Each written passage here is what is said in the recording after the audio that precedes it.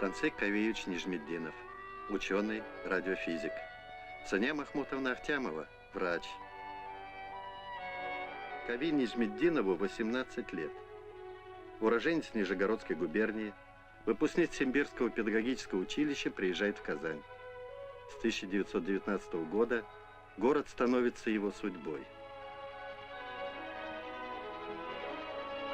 Он оставил после себя громадное наследие. Это 56 отдельных книг, отдельных изданий, 109 поэм и стихотворений, 176 публицистических статей на татарском, 89 на русском языке. В конце 30-х годов писательская организация Татарии была фактически разгромлена.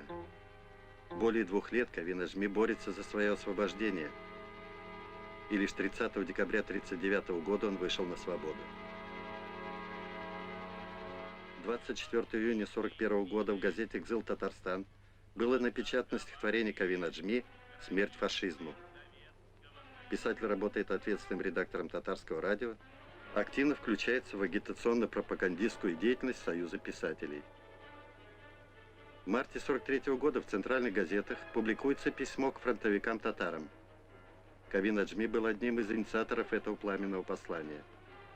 В ответ воины писали: «С глубоким душевным волнением прочли мы ваше письмо, еще сильнее разожгло оно в нас священное чувство любви к родине и жгучую ненависть к фашистским людоедам».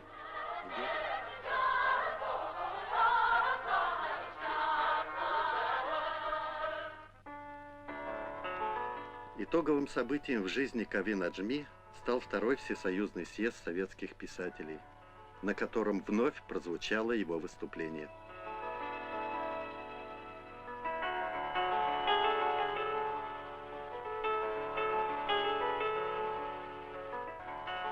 Кави Наджми занимает значительное место в татарской литературе как и художник, так и организатор.